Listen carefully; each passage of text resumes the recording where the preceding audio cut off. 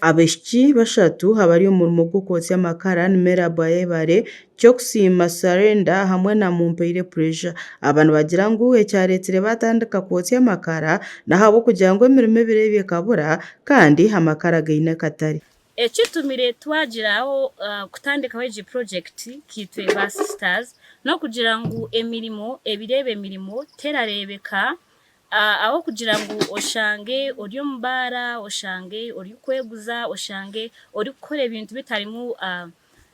ebintu bibi bitashemeye kuba birakorwa umwana wo mwishiki ito tushazire mungu time obwiro butwine tubukozese kurungi tugire project yitwatandikaho erabasa kutubenefitinga twena nk'abana babishiki. Aye baremera bu nagira ngo nibenda koreka abandi abana babishiki ngo ihireho kuteka hamwe no kwinga ngo nubabasa kujye kindi hekibayekora nagira ngo batayiremo sente zo kwinga n'emitwaro 50 omukutandika andishireho nkitwe kugira ngo twereka abishiki abandi abajya heru ngo oyihireho kuteka kuhinga kozya emirimo y'ibatubarira nke y'abahara ngo n'yabakazi n'yabahara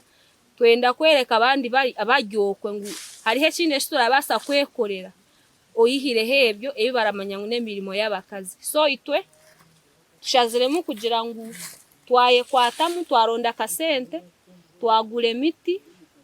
twaye gakosa amakara kugira ngo mu biro byo mu misho nitwe hagire kitwayehiramo twihema kasente katuyambe hebindi nkombura umugo kurinda ibyo buhangwa hamwe na nyenzi y'umuga gwabo Mumpeire Pressure nashobora ngo buri muti yo gubara kutema nabagaruka babyaro gundi no buturosa amakara kugira ngo emiti twagitema turabyarindije so twamara kutema emiti twosa amakara bwanyuma turagaruka itutemire tubyarindije kugira omumisho kutubyayetenga gandi makara tubase kwirukirira yeye twabyire mwene nandeta mwena abosiba makara y'umuri mwena mwamara kutema emiti mugaruka yo muhingeji eyindi kugira business egume erongerayo. Ntezare mu Augustine urkuba yambaho nagira ngo amakara nigetenga gafaho munonga ngo kandi nawe nabayambaho korebeka ngo bagumza muno murumo gwabo nagira ngo hagubokize nibatekateka kwiyamweshaho zitarhansi y'amakummukaga makara gariho akantu kagumireho abwo kuba garagarenda ngo garebereho nko mu mwebazo ubwiro bataraboneho nko kwija mu mwebazo ninye ndabandi kujachi kugareba konka nagabo nabo bari kwata mwoga gwo kuja batandika kujachi kuguma babona nk'emiti babona nkenki bajigure nabo batandika kosaki amakara akora ecocezo cyarwa mu nkadenki gana nkadenka nshanju uratwara nke wiki nkemwe nebiro nka 2 rero ubone kutarika kugatamwe muriro bo habebembeze mu kabare bagira ngo abishyaba bariyo bahereza abandi ecyo kureberaho kirungi Honorable Inid Orgumsereza origire kutoranwa hantebe yo myishengero kazi wa kabare ashabira abishyaba okora ekibina ngo bundi government ihekaba yamba okorebeka ngo yabongera mu kutungura entasiye yabo ngeni cyanje mize munonga kugira ngo umwana wo mwisara basa kutekateka uko tukakura turamanya ngo okosa amakara no kwabajira bonka ugatanze mize munonga kandi abo bisi bari gukora je bari kufunga esente okuga omumakara itiramanyisa entase yo mumakagabo baza kutitungura munonga kandi na government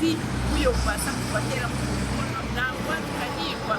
bakeyonzeraho bakabaho nk'abantu binzi ko kamushanju ubundi ibikumi kugira ngo bakore akabina kitireyo bashabe esente omubitongore ibya government no mubitongore bya government birakorengana na government. Honorable Inid Orgumsereza yongereye abashaba okugumzamu no murumo gubatandikire okurebeka ngo bashohoza amakara menje mu katare bistimwe abatandikire ogoboga nigashomurimo we ogokose amakara mutakaruha ubundi harimo challenges ningashi ebimurabuganamu ebikumire ebiwawe kutekateko ninga ndeke ninga umwe abantu barasa no kujejerera kungibyo ngo gutakazwaho gumizamu abukwanyo wendi kureba imyensa yanyu eri nonzi munonga manya echo kirabasa kuhanguha munonga amakara mugaguze muri Kabale, mugaguze aheru ya Kabale, mugaguze muri Uganda yona. Obwahati akatare k'amakara omuri Kabale kariyo nikeyongyera kandi enshaho y'amakara noogitungira hagati y'emitwaro 3 n'emitwaro 4 omu sente za Uganda. Gashakwa Cosbat Amanya omuri Kabale.